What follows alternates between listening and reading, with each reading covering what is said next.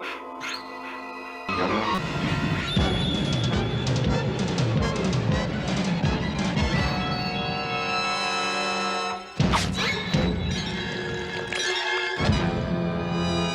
hope everyone's having a good Friday the 13th so far, and hopefully everyone's going to celebrate by watching some Jason movies, or at least some horror movies of some kind. But there was no way I could let today go by without doing some kind of a Friday the 13th video. If you've seen my room tour, you know that my media room is all decked out in Friday the 13th merch. I got the NECA figures, I got the posters, I got the masks. It's definitely one of my favorite horror franchises, and I just could not let today go by without doing some kind of video for you guys. So what I wanted to do on today's video is just take a look at some of the filming locations for the first 4 Friday the 13th movies. I've never been to any of these locations. These are things I found off the internet, off the web. And some YouTubers have done some really amazing location videos. And I've just pulled some pictures and have gathered up some stories. I love looking for these things online.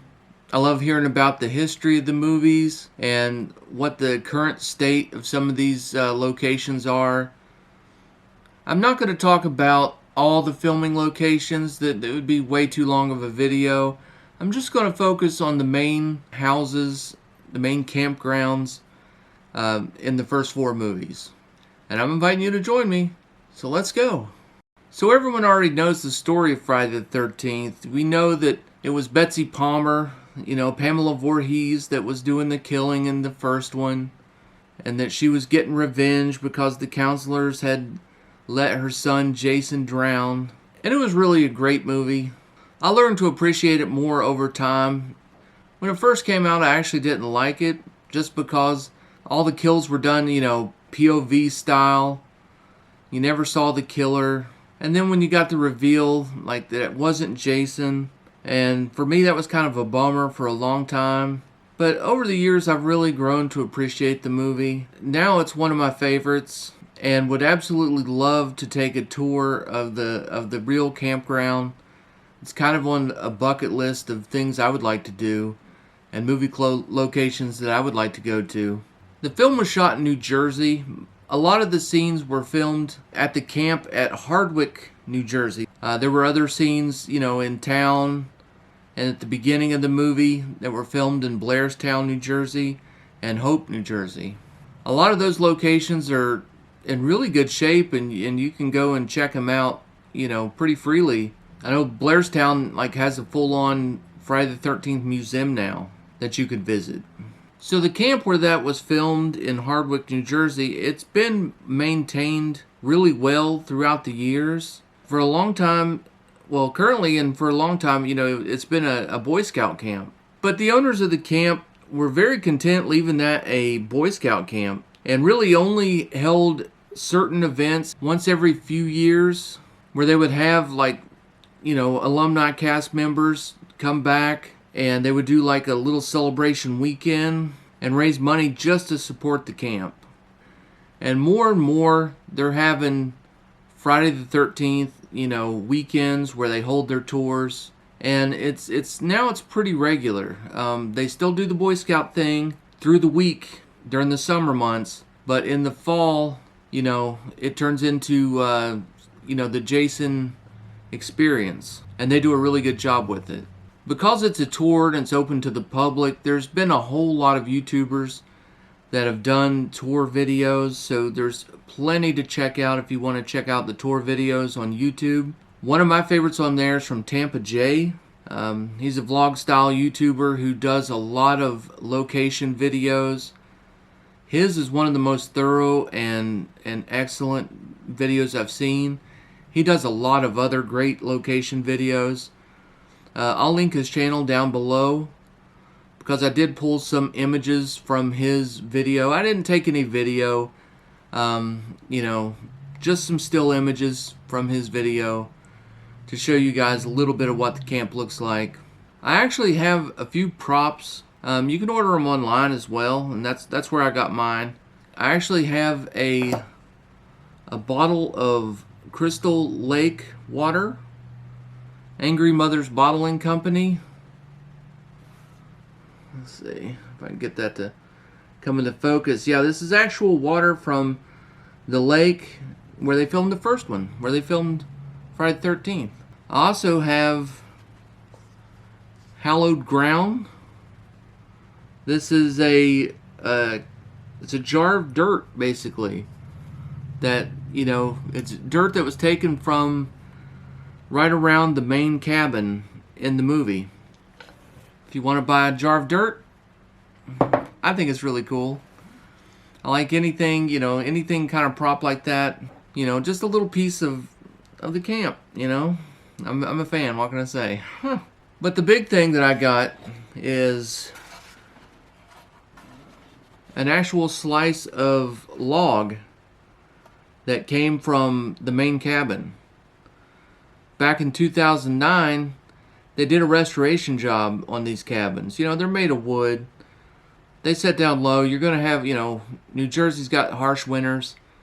You're going to have some rot and different things, bug damage. And so all the logs that were, you know, the pieces of logs that were in really good shape, they sliced them and sold them to people like me. You know, giant fans of the movie. And these are still available. You can get a slice of log from Alice's cabin. That's, you know, Adrienne King. Or the main cabin, which is this one. This is what I got. Slice from the main cabin. And I'll show it in a picture here. You know, this is what it looked like in the movie.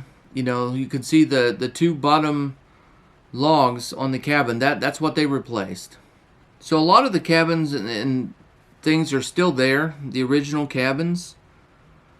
You have the main cabin, which is the cabin where they played the strip Monopoly in. And you can see here during the tour, they actually put out a Monopoly board. You can kind of look at the fireplace. And then here's a picture from, you know, the movie, looking at the fireplace. And of course, this is the cabin where Jason's mom, Betsy Palmer, confronts Adrienne King, Alice, at the end of the movie. You see the kitchen the way it was in the movie. See Kevin Bacon there doing a little cooking. And this is what it looks like today. You can also check out Brenda's cabin on the tour. And this, of course, is where Brenda and Kevin Bacon get it on and then get murdered. And you see here what it looks like today. And the bunk beds in there. Who knows if those are the original bunk beds or not. I have no idea. There's also the shower house. And the camp actually doesn't use the shower house as a shower house or a bathroom or anything.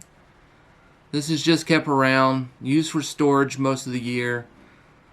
And they kind of clean it up and sort of prop it out for the tours. They've got the sign out in front, the Camp Crystal Lake sign. Now this is the original sign that was in the movie. And right by the sign they actually have Betsy Palmer's Jeep. And the back of it here has been signed by a lot of the, you know, alumni cast members that have returned from time to time. The tour also covers the beach. That's where Alice and Pamela Voorhees have their confrontation. And, you know, Miss Voorhees ultimately gets beheaded. And here's the archery range. Here's a little picture of what it looked like in the movie. And it looks pretty much the same now. But it's an amazing movie, and I'm really glad to see that it's been so well kept, so well preserved. Well, next, we're going Friday the 13th, Part 2. This is where we feature Sackhead Jason, played by Warrington Gillette. Warrington Gillette actually was one of 3 Jasons in this movie. There was another Jason who did the stunt work. Apparently Warrington Gillette doesn't do his own stunts. Most of the other Jasons have been stuntmen. And then at the beginning, outside of Alice's house, where you see Jason, well, you don't really see Jason, you only see his feet. That was actually a female producer whose feet you saw in that scene. So a lot of the scenes from Part 2, that are away from the camp, were filmed in New Preston, Connecticut. But the camp itself was filmed in Lynchfield, Connecticut. I have here some pictures from the movie of Alice's house at the very beginning of the movie. You see it at the end of the street where you had the kids playing, and then you see like Jason's feet splash in the puddle. And then he makes his way down to Alice's house to, I guess, finish what he started. Now in this photo, this is from 2017. You see the house there, and it's, you know, you can tell it's been in some disrepair, that it's pretty weathered, pretty rotted. And unfortunately, I'm sad to say that in 2018, here's another picture from that. It is no longer there. It was torn down. It's now a parking lot. Now there are a few YouTube videos out there that talk about the locations of Part 2, but they all deal with the locations that are in town. And, you know, there's some cool locations out there to see. We're not going to cover those today. But if you want to see any of those videos, you can just do a quick search for it. Any filming locations for Part 2. Adam the Woo has a great video on that I would recommend. He did a great job. He actually tried to go to the campsite in his video. It's got a sad story, and that's what we're going to talk about next. So the main cabin in Part 2 was the Packanack Lodge.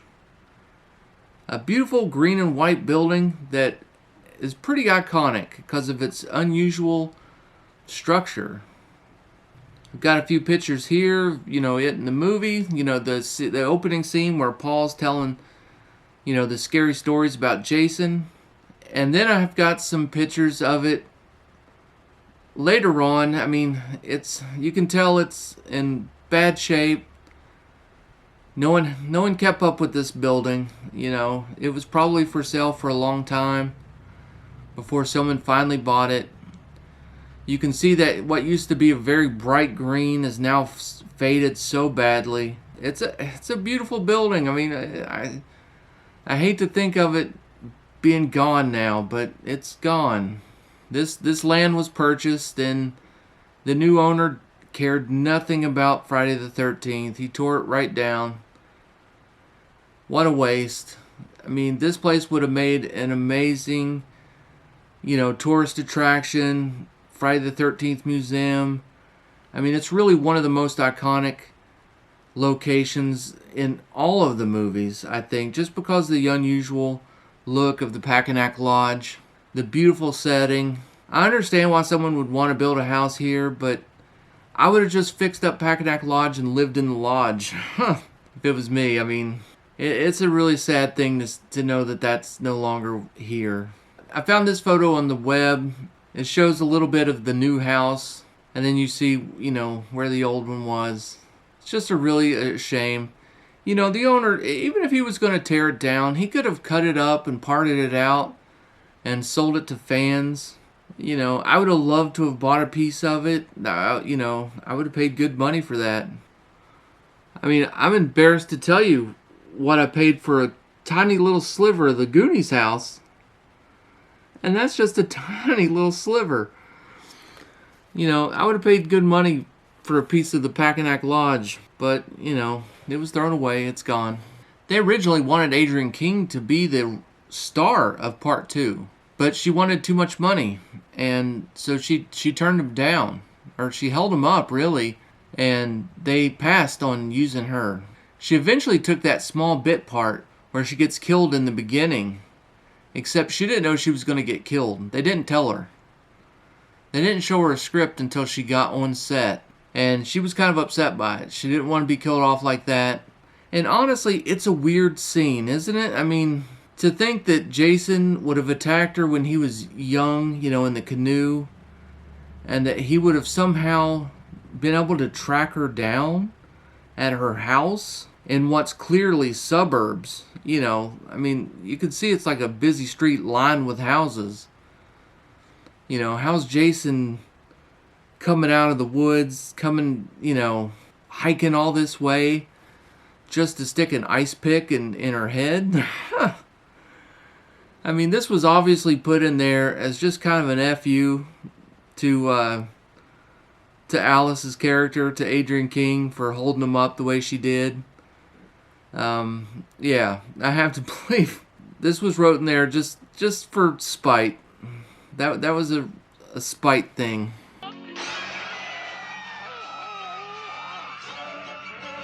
So now we move on to part 3 in 3D. They had the 3D gimmick in part 3, and it was pretty cool. Of course, part 3 everyone remembers because that's the one where Jason gets his iconic mask. Jason is played by Richard Brooker in part 3. And this was the first movie that didn't feature a camp. It was just a farmhouse out by the lake at the Volutsat Motion Picture Ranch. I may have butchered that title. But yeah, it was just a total fictional location here. They built Higgins Haven from the ground up just for the movie. And this was, one of those situations where, there wasn't even a lake. All the water you see in the movie, it was man-made. There was a dry riverbed on the farm there, on the ranch, and they have a pump, and they built like a little retaining wall and sort of covered it with, out of concrete, covered it with some dirt, and filled it up to make it look like there was a lake. And they, of course, built the dock and, the whole thing. It wasn't very big. That's why you don't see a lot of grand shots. Any big shots of the water that they used were filmed somewhere else. Because it wasn't a private residence and it's been vacant since the movie, a lot of people used to go out and see it pretty regular. But unfortunately, back in 2006, some people that were coming to, just see the house, either accidentally or on purpose, they burned down Higgins Haven. Another terrible, thing that happened. I mean, if you go there, if you love the place, why would you damage it? The only thing really left there now is there's a, you can still see part of the dock that they made. All the water's gone. It's dried up. The pump's still there. There was a building that used to cover the pump in the movie, and now they just have sort of a windmill kind of built there. You can see the barn structure, and you can see the foundation of the house. There's a stone step that's still there, and of course the fireplace is fairly well intact. There was a spiral staircase in the house as well, and that has been taken by the owner, and he's worked on that to restore it. And we just recently found out that the owner plans on rebuilding Higgins Haven. Very thankful for that. And he's going to turn it into, kind of like, with the first movie, he's going to turn it into a place where people can visit, get their pictures taken, a tour of sorts. I'm sure he'll probably restore the water. I know he plans on rebuilding the deck, and the barn's still there, so that's cool. So I'm really glad to see that, that this project's going to take place, and that, more people can go and visit Higgins Haven in the future and enjoy things. And here's a couple pictures of the fireplace. And here's kind of a picture of just the, what's left of the foundation. Not much there. The barn's still standing and looks kind of amazing, Here's a picture of the inside of the barn. Of course, you remember in the movie, like all the bikers get killed, when the bikers come back for revenge because Shelly ran over their bikes at the gas station. And they come back for a little payback, only to run into Jason. There's some really good YouTube videos out there. I know Adam the Woo, again, he has a Higgins Haven tour video where he does a lot of the locations. It's a really good one. So definitely go check out, any of those videos if you want to see more about the filming locations of Part 3. And that takes us to Friday the 13th, Part 4, the final chapter. Everyone knows from Friday the 13th, Part 4, the final chapter, this was where we first meet Tommy Jarvis, played by Corey Feldman, and Jason, played by Ted White. meets his doom, or so we think. The filming location for the Jarvis house was in Topanga, California, and it was a private residence. The party house next door, where all the kids, who are on their little summer break, move in for their wild weekend, that was built next door. That's why they did most of the killing, most of the, fighting and stuff was done in that house instead of the Jarvis house, because that one was made for filming, high ceilings, able to put in more lights, cameras, the boom mics. But they absolutely loved the look of the Jarvis house, and you can see why. I mean, it's a gorgeous house, and it's really a nice location, an awesome setting for a Friday the 13th movie. Here's some pictures of the house as it was put up for sale back in 2012. It was a 9-acre property, and of course it had the Jarvis house there.